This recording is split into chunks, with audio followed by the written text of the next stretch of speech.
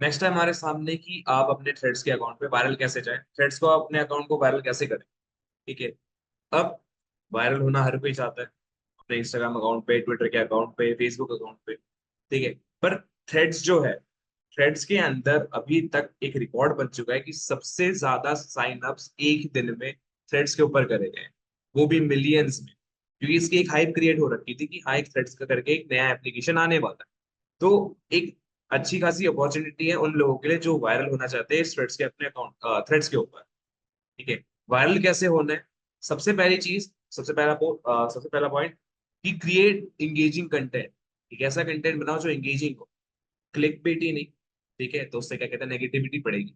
आपको engaging content बनाना है। For example जो पोल्स होती है, ठीक है, क्वेश्चंस होते हैं, आप लोगों को अपने ओपिनियंस वगैरह बोल रहे हो, अपने क्वेश्चंस जो आपके दिमाग में आ रहे हैं, आप ये जानना चाहते हो कि आपकी ऑडियंस क्या सोचती है उस चीज के बारे में। तो आपने वैसे टाइप का कंटेंट बनाना जो इंगेजिंग हो, क्वेश्चंस निकाले, दूसरों के दिमाग में क्वेश्चंस डाले, दूसरों को भी सोच में मजबूर करते हैं, और एंगेजमेंट आपकी तब निकल कर आए। जैसे पोल्स हो गए अच्छे एग्जाम्पल, अभी मैंने आपको पिछली वीडियोस में पोल्स के बारे में बताया था। ठीक है। सेकंड पॉइंट है आपका stay relevant and relatable and use humour. ऐसा नहीं है हमको बहुत ज्यादा सीरियस होना है, ठीक है, बहुत ज्यादा प्रोफेशनल होना है। ओवर प्रोफेशनलिज्म से होता है कि नुकसान ही हो। ठीक है, आपकी पब्लिसिटी में एक नेगेटिव इफेक्ट पड़ेगा उसका।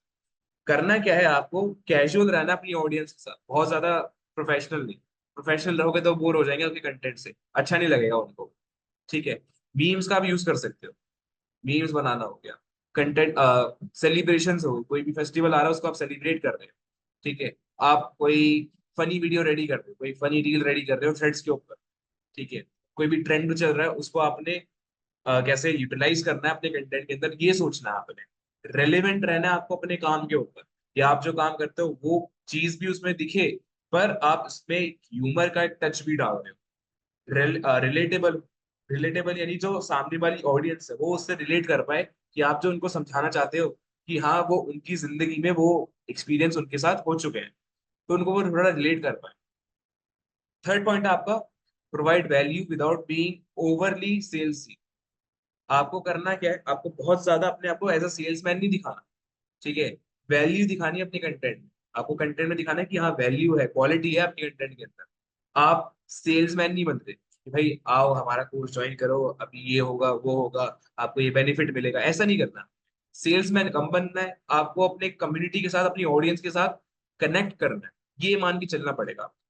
ठीक है। नेक्स्ट आपका यूज हैशटैग्स इफेक्टिवली। अब इंस्टाग्राम की क्या कहते हैं, मैंने वीडियोस जो बनाई थी इंस्टाग्राम ऑप्टिमाइजेशन के बारे में, उसमें मैंने हैशटैग्स भी बता रखे हैं कि आप हैशटैग्स को एक इफेक्टिव वे में कैसे यूज कर सकते हो। हैशटैग का पिरामिड क्या होता है, हैशटैग बेसिकली है क्या। ठीक है। एक रेलेवेंट हैशटैग हम ढूंढें कैसे, ट्रेंडिंग हैशटैग हम कैसे सिलेक्ट करें, हमें ये सब की नॉलेज होनी पड़ेगी, ये सब की नॉलेज चाहिए होगी। तभी जाके आपका जो कंटेंट है वो ज्यादा से ज्यादा लोगों को दिखेगा जो आपकी कंटेंट में इंटरेस्टेड होंगे। तभी तो जाके आपके फॉलोवर बढ़ेंगे, जिन लोगों को आपके कंटेंट में इंटरेस्ट होगा।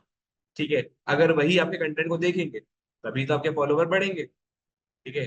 फॉर एग्जाम्पल मेरे को डिजिटल मार्केटिंग में इंटरेस्ट है, मैं उन्हीं के अकाउंट्स पे जाऊंगा जो डिजिटल मार्केटिंग के बारे में कंटेंट डालते हैं। मैं किसी और के टॉपिक पे क्यों जाऊँ। ठीक है। तो आपको इस चीज का ध्यान देना है। हैशटैग का काम ही यही रहता है कि आपके कंटेंट की कैटेगरी को वो डिफाइन करे, आपका कंटेंट किस चीज के बारे में है। हैशटैग का मेन पर्पस यही रहता है कि वो ये बता पाए। नेक्स्ट है आपका कि पोस्ट कंसिस्टेंटली। आपको ऐसा नहीं है कि कंटेंट आज डाला, फिर आप एक हफ्ते दो हफ्ते बाद आ रहे हो दोबारा डालने। नहीं, आपको एक शेड्यूल बनाना पड़ेगा, कंसिस्टेंट रहना पड़ेगा और एक्टिव रहना पड़ेगा। आप दूसरों के साथ एंगेज करो, साथ में आप अपना कंटेंट भी डालो।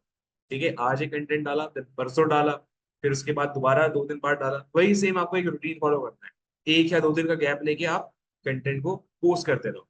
ठीक है। क्योंकि जितना कंटेंट आएगा उतनी बारी इंस्टाग्राम या फिर जो मेटा का एल्गोरिदम है वो आपको रेकमेंड करवाए।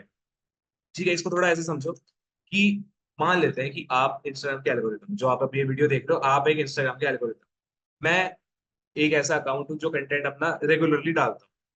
ठीक है। कंसिस्टेंटली मैं अपना कंटेंट डालता हूँ। अगर मैंने वो कंसिस्टेंटली कंटेंट डालना बंद कर दिया, ठीक है, मैं आपको कंटेंट तो दे ही नहीं रहा, फिर आप एल्गोरिदम हो, आपको मैं कंटेंट प्रोवाइड नहीं कर रहा, तो इससे दिक्कत क्या आएगी आपको, नई ऑडियंस को देने के लिए कोई कंटेंट बचेगा ही नहीं देने के लिए मेरे अकाउंट से।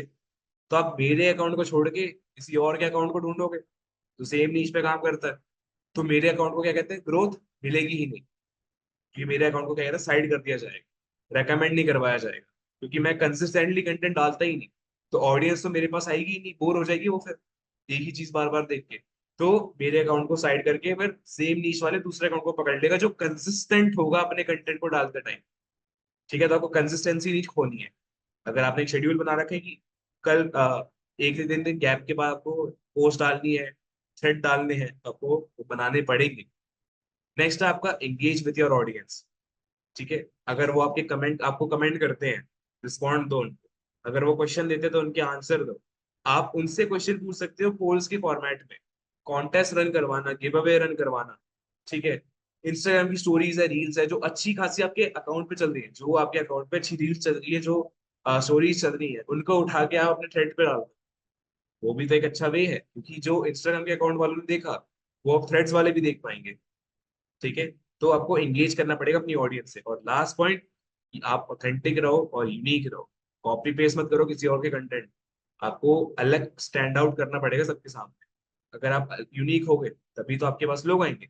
अगर आप वही सेम काम करते रहोगे जो 4-5 लोग ऑलरेडी कर रहे हैं, तो फिर आपको कौन क्यों सेलेक्ट करेगा। अब मान लेते हैं कि आपकी कैटेगरी उन्हीं में फैलती है, ठीक है, आपकी कैटेगरी जो है वो उन्हीं में बिलोंग करती है, तब क्या करोगे। तब आपको उसी कंटेंट को यूनिक वे में दिखाना पड़ेगा। ठीक है, अलग ही तरीके से शो करवाना पड़ेगा।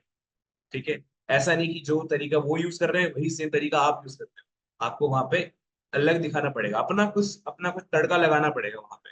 तभी आप यूनिक बनोगे, ऑथेंटिक बनोगे, और लोग आप पे ट्रस्ट करके आपको फॉलो करेंगे। तो ये थे हमारे पॉइंट्स कि आप थ्रेड्स पे कैसे वायरल हो सकते हो, अकाउंट को कैसे ऑप्टिमाइज कर सकते हो, और किन किन चीजों का हमें ध्यान देना पड़ता है थ्रेड्स पे अकाउंट रेडी करने के लिए।